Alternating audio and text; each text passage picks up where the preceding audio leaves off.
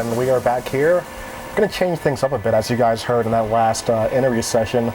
We're actually going to have an exhibition match between two legends in the Smash community, and of course, two legends in the New York scene, in DA Dave and DA Wes. And of course, you know, every caster needs a partner, and I am honored to have one and only Apex D1. How's it going? It's going quite well. Are you ready for this? We're going to have some Falco Samus action. Absolutely, man. New York City's own DA Wes and DA Dave back, old school. 2013. 2013, man. This is going to be something to see. So really quickly, as they're going through picking everything out, I'm not sure how they're going to handle this. Oh, they're just going to pick stage. But they are using standard tournament rules, of course, 4 stocks. That's right, 7 minutes. And wow. So Samus is what a lot of people characterize as a bit of a zoning character because of her missiles, but also she has a pretty solid poke game as well with her jabs and her tilts as well. Right? Absolutely. Meanwhile, Falco is kind of the jack of all trades while being a glass cannon for a lot of people. As we see Dave doing the move he invented and popularized in the short hop laser. That's right. For the most part, you're going to see Wes glued to the ground, like you said, throwing out jabs, tilts, even a couple down smashes. Right, he's going to be looking to crouch cancel. And this is the toughest thing, man. Falco, 1 down smash, and he's off stage versus Samus. Right. You have to be careful. And I like this by DA Dave, trying to, you know, keep control of the center, use lasers. Oh, ooh, this is getting a little intense. Nice, still staying in the center, and look at that, 1 forward tilt, another forward tilt. Where's he going? And there you go, man, that axe kick. Up tilt covered 2 options there. He's looking for the forward and going for the ledge. Such a good option select. Nice, good lasers. And Dave is really being really patient with this. He's just trying to pin Wes down. And he's had stations for a while. That was the kind of read. He looked into Wes's soul and said, I know what you're made of. I was going to say one good thing also about short hop laser with Falco. It whittles down the opponent's shield. So it makes it easier for Samus to get shield stabs. And what are shield stabs? Of course, your shield doesn't cover everything unless it is covering everything. But you can poke at areas that are exposed and connect with moves. So that would be a shield stab. Exactly.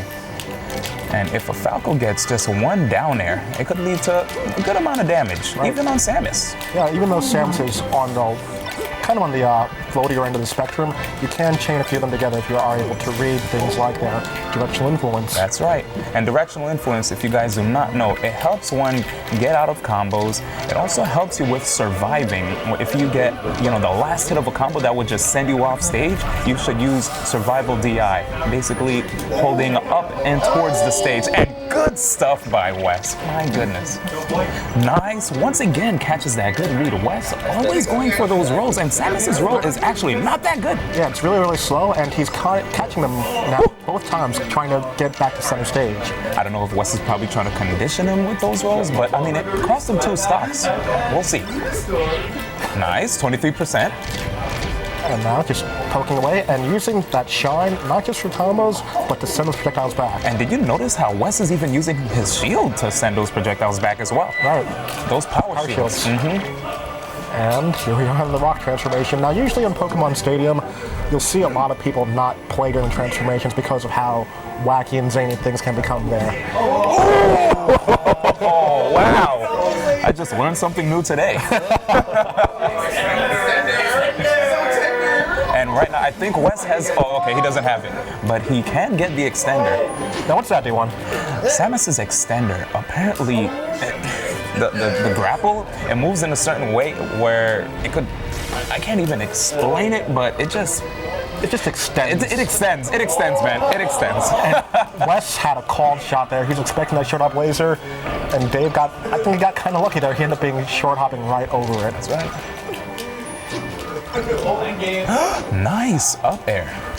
Yeah, he caught him off that. He's aware that he's trying to platform cancel the illusion. Oh, there's the extender. And the tough thing about the extender is when you throw out the extender, you actually have to press the button to get the grab. Right. You can't just throw out the extender like that. Nice. but this is the tough thing. How's he gonna get back on stage? Okay, center stage, cool. See, and also that's one thing you kind of have to be wary of when you are playing the Samus. So those bombs pressuring the shield, they kind of deplete that shield pretty quickly. He could get a down smash. Ooh, rough. Good stuff. Wes always trying to position himself so well. Nice, so consistent with those power shields. Ooh, wow, so brave. That's that old Samus stuff. I know Hugs right now and thinking, yeah, I've done that before plenty of times. I'm not impressed. Look at the time. Look how much time passed. I mean, what can you say? These are two legends playing speed they know best. That's right. So patient. Nice. 8% with that one shot. They're both really choosing their shots. That's actually one thing that I hear happens really often, especially with East Coast players. In multiple games, it sounds like East Coast players are more likely to play defensive styles, while West Coast is about pressure and rushing down. Yeah, they'll just go straight in. Right. And the East Coast is more about that defensive and punish games. And look at this. DA Dave, just like you said, he's content just sitting back and shooting lasers. Right, he's just packing on percent. He knows that the KO opportunity will come eventually, unless something like this. But you know what's tough about this? What? So Falco, DA Dave kind of has to play like that, because Falco has to tack on so much damage just to finally get Samus off stage. Right. While Samus, all Samus has to do is just knock Falco off like one time. Right, a good down smash, a good F smash. That could just be the stock. Right. Wow. And DA Dave is being told by Wes to finish his food. Man. What's on his plate? Look at that beautiful New York backdrop. It's lovely. But yeah, back to the match. So we're here on Yoshi's story right now. Game 2 of DA Dave versus Wes. And Dave, just looking at Wes just standing there, as you said, once again, patience. Yeah, I mean, this is his counter pick. You know, he did lose, so he does have the opportunity to pick the stage. You see that? Wes with those dash attacks too, they lead to tech chases. Samus's tech chases have to be on point, right, versus Spacey's. Just in general, yeah. Especially if she goes for a grab and misses, she's getting punished extremely hard. Oh yeah. Really good escape by Wes. Nice. Oh, Wes, stop it. 92%, 98. Is he gonna get back safely? Wow, just misses it. And DA Dave showing off a bit of tech skill from like 2009, 2010 with the shine grab. I still can't get that consistently. Wow. And it looks like Wes always tries to set up, whenever he knocks a Spacey off stage, he'll shoot a missile just to force them to double jump or maybe even side B or up B early. And when they do that, he'll full jump and try to punish them with a nair or a back air. Watch carefully when that happens. Watch, shoot a missile. Okay, they went low this time.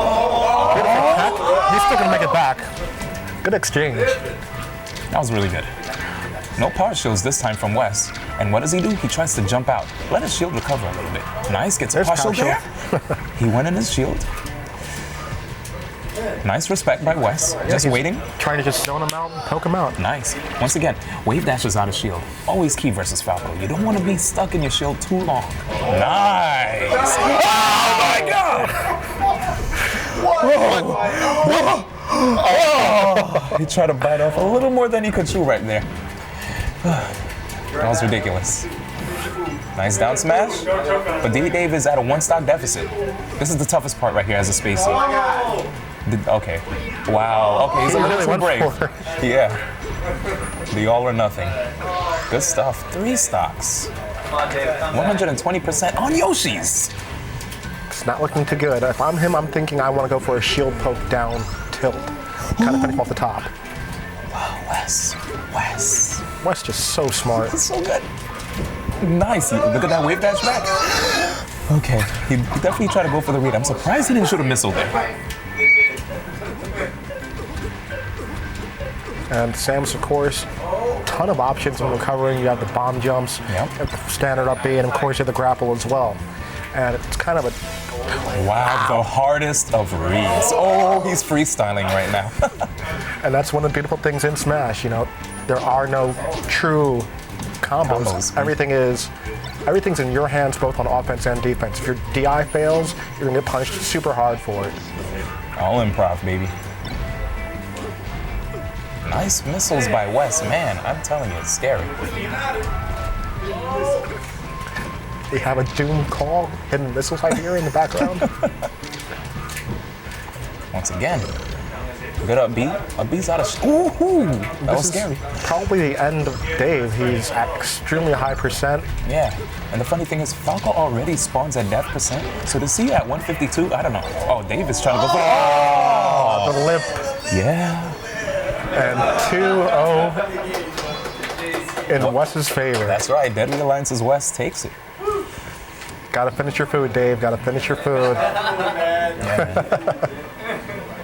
Well, that's the first of hopefully a few exhibitions that we're gonna have here in the midst of this marathon this glorious Saturday afternoon here in New York City. Thank you guys. We're gonna go into episode 3 momentarily. And if you haven't seen it yet, it's tearjerker. So stay tuned. We're gonna go to commercial and we'll be right back with episode 3 of the Smash Brothers documentary series. Stay tuned.